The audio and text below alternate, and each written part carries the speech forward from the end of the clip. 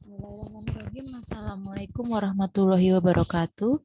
Pada kesempatan kali ini kita akan membahas terkait pertumbuhan ekonomi.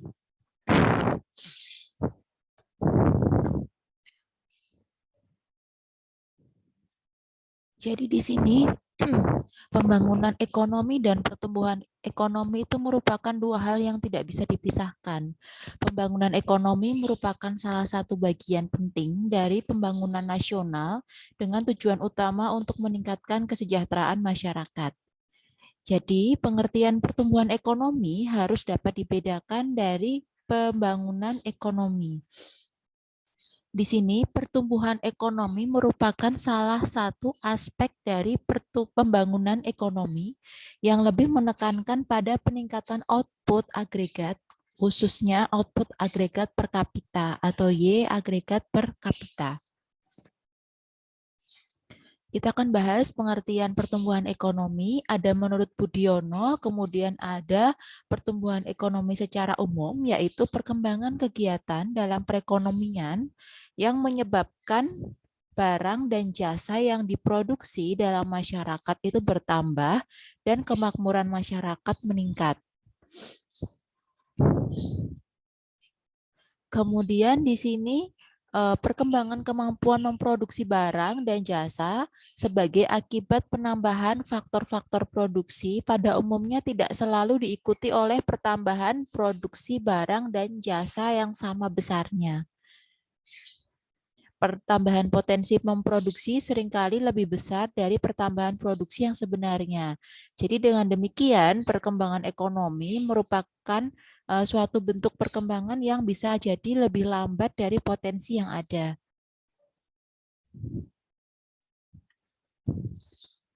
Kemudian di sini ada sumber kenaikan pertumbuhan ekonomi. Ada GDP yang merupakan nilai pasar keluaran total sebuah negara, yang merupakan nilai pasar semua barang dan jasa, baik barang jadi maupun jasa akhir yang diproduksi selama periode waktu tertentu oleh faktor produksi yang berlokasi di dalam sebuah negara. Jadi nanti harus dibedakan antara GDP dan GNP. Kenaikan GDP dapat muncul melalui pertama kenaikan penawaran tenaga kerja atau supply of labor, kemudian kenaikan modal fisik atau sumber daya manusia, yang ketiga kenaikan dari produktivitas. Kemudian ada manfaat dari pertumbuhan ekonomi, antara lain sebagai dasar pembuatan proyeksi atau perkiraan penerimaan negara untuk perencanaan pembangunan nasional, lalu sebagai dasar penentuan prioritas pemberian bantuan, kemudian sebagai dasar pembuatan perakiraan bisnis atau business plan, khususnya penjualan untuk perusahaan. Kemudian selanjutnya kita akan membahas terkait tentang sebab percepatan pertumbuhan ekonomi. Jadi di sini ada 4 sebab mengapa pertumbuhan ekonomi itu diperlukan percepatan atau akselerasi. Yang pertama yaitu keinginan sebuah negara untuk mengejar ketinggalan. Kemudian yang kedua, pertumbuhan penduduk. Dengan penduduk yang meningkat pesat, maka diharapkan dapat meningkatkan pertumbuhan ekonomi pula. Karena dengan penduduk yang tinggi, maka populasinya juga meningkat dan kebutuhan akan barang dan jasa juga akan mengalami peningkatan sehingga diharapkan output ya dalam sebuah negara juga mengalami peningkatan. Kemudian yang ketiga, adanya keharusan negara maju. Yang keempat, adanya kemanusiaan terhadap sebuah negara. Selanjutnya di sini ada metode perhitungan pendapatan nasional. Ada 3 metode produksi, kemudian pendapatan dan pengeluaran. Kita akan bahas satu persatu nanti. Nah, di sini pertama ialah metode perhitungan pendapatan nasional dengan metode produksi. Jadi metode produksi di sini PN merupakan pendapatan nasional sama dengan P1Q1 yaitu harga 1 dan kuantitas 1. Kemudian plus plus PN QN. Jadi PN berapa, QN-nya berapa nanti tergantung dari harga dan kuantitas jumlahnya. Jadi bisa P1Q1, P2Q2, plus P3Q3 dan seterusnya sampai dengan PN QN. Saya ulangi lagi, di sini PN itu pendapatan nasional, P-nya itu price atau harga, Q-nya quantity atau jumlah produk yang dihasilkan. Perhitungan pendapatan nasional dengan metode dari metode produksi, pendapatan nasional itu dihitung berdasarkan jumlah keseluruhan nilai akhir atau final goods dari produksi barang dan jasa yang dihasilkan pada suatu unit produksi pada periode waktu tertentu. Untuk memperoleh angka dalam pendekatan produksi ini, pendapatan nasional dihitung dari jumlah barang dan jasa yang dihasilkan, dikalikan dengan tingkat harga yang berlaku. Angka hasil perhitungan dengan pendekatan produksi ini sering dikenal dengan GDP nominal atau GNP nominal. Ada beberapa kelemahan dalam pendekatan produksi ini, salah satunya ialah dapat terjadi perhitungan ganda atau double accounting. Sehingga untuk menghindari kesalahan tersebut, maka perhitungan pendapatan nasional dapat dilakukan dengan dua cara, yaitu yang pertama kita dapat menghitung nilai akhir atau final goods atau dengan menghitung nilai tambah atau value added. Dengan asumsi nilai akhir suatu barang adalah nilai barang dan jasa yang benar-benar siap dikonsumsi oleh konsumen akhir. Sedangkan value added atau nilai tambah suatu barang dan jasa yang dimaksud itu selisih antara nilai suatu barang dengan biaya yang digunakan untuk memproduksi barang tersebut, termasuk di dalamnya nilai bahan baku yang digunakan. Selanjutnya, metode yang kedua ialah metode pengeluaran. Metode pengeluaran dengan rumus pendapatan nasional sama dengan CIG X dikurangi M. PN itu pendapatan nasional, C itu consumption atau pengeluaran konsumsi masyarakat, I itu investasi atau pengeluaran investasi perusahaan atau industri, G-nya government atau pengeluaran pemerintah, X dikurangi M ialah ekspor neto atau pengeluaran bersih dalam perdagangan luar negeri. Jadi ekspor dikurangi impor. Nah, di dalam metode perhitungan pendapatan dengan metode pengeluaran sering digunakan sebagai alat bantu analisis untuk mencapai keseimbangan makroekonomi agregat. Dan metode pengeluaran ini merupakan salah satu metode yang lebih mudah untuk dihitung. Maka di sini seringkali untuk para analis itu menggunakan metode perhitungan dengan metode pengeluaran. Jadi perhitungan pendapatan nasional dengan menggunakan pendekatan produksi dan pendekatan pengeluaran itu sering digunakan di Indonesia.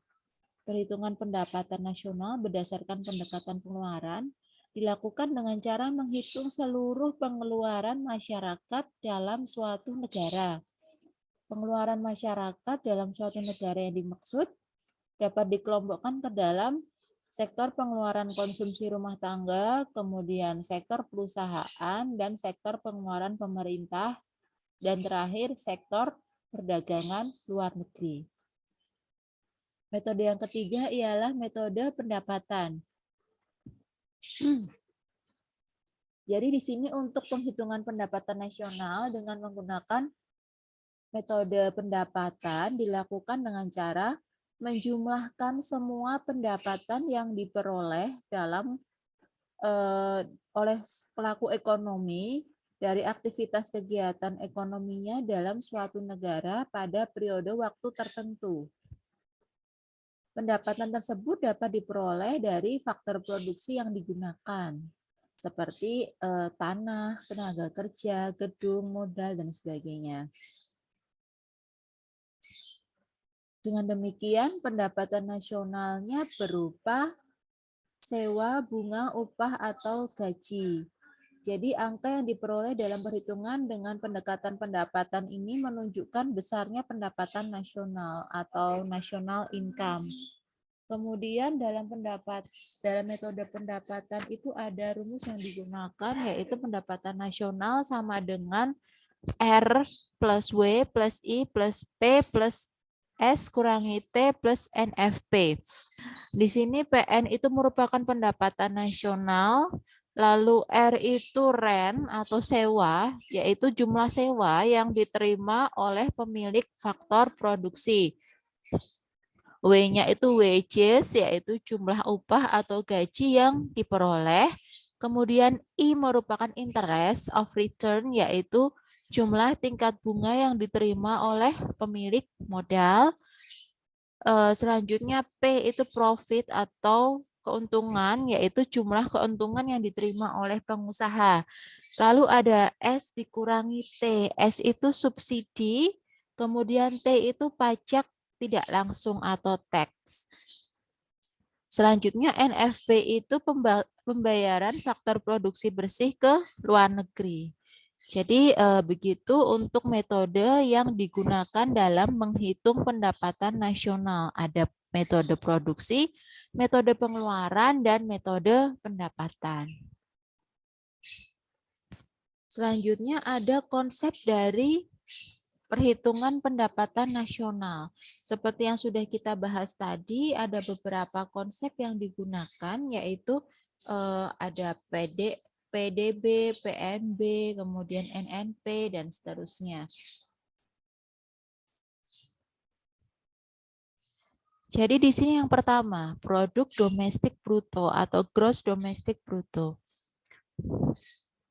Produk domestik bruto atau gross domestic product adalah seluruh barang dan jasa yang dihasilkan oleh seluruh warga masyarakat pada suatu wilayah negara yang bersangkutan, termasuk di dalamnya produksi warga negara asing yang ada di negara tersebut dalam periode waktu tertentu. Jadi untuk PDB penekanannya pada lokasi, yaitu sebuah negara. Kemudian PNB yaitu produk nasional bruto atau gross national product,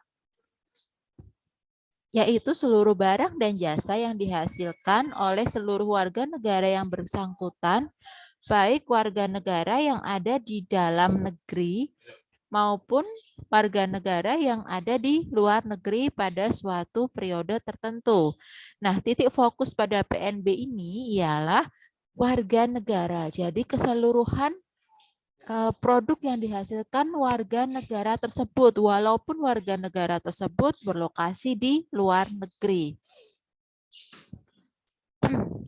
Selanjutnya dari NNP. NNP itu merupakan Net National Product atau produk nasional neto, yaitu produk nasional bersih yang merupakan jumlah barang dan jasa yang dihasilkan masyarakat suatu negara dalam periode waktu tertentu setelah dikurangi penyusutan atau depresiasi dan barang pengganti modal.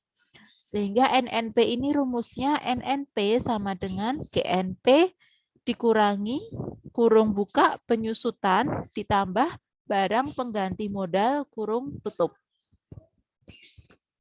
Selanjutnya yang keempat ialah NNI.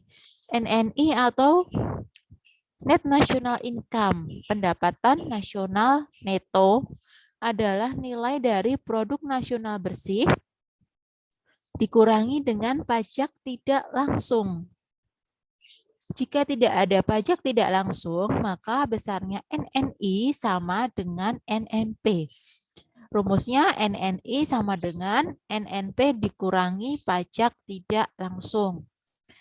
Selanjutnya PI atau personal income, pendapatan perseorangan, adalah jumlah seluruh penerimaan yang diterima seorangan sebagai balas jasa dalam proses produksi.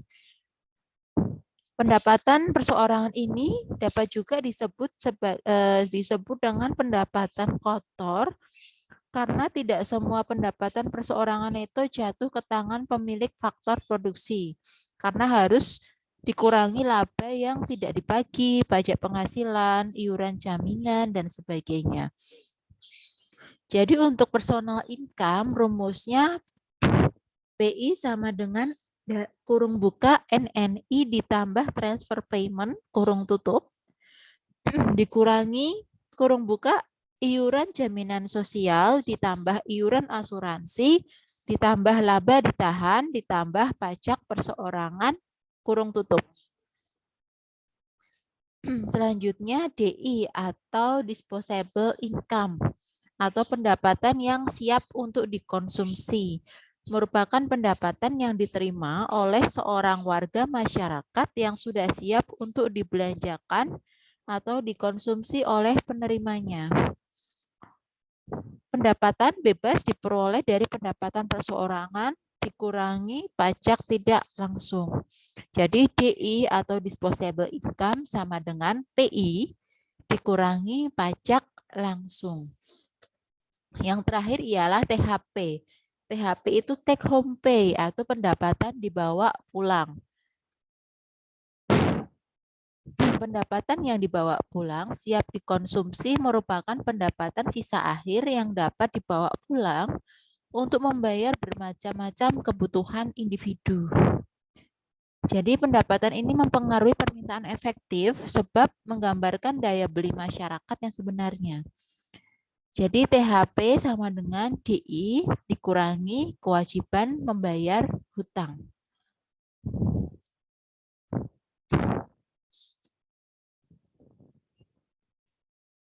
Lalu ada beberapa faktor yang mempengaruhi pendapatan nasional. Yang pertama, permintaan dan penawaran agregat.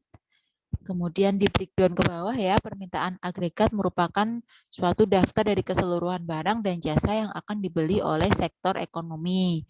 Kemudian penawaran agregat menunjukkan hubungan antara keseluruhan penawaran barang dan jasa yang ditawarkan oleh perusahaan dengan tingkat harga tertentu.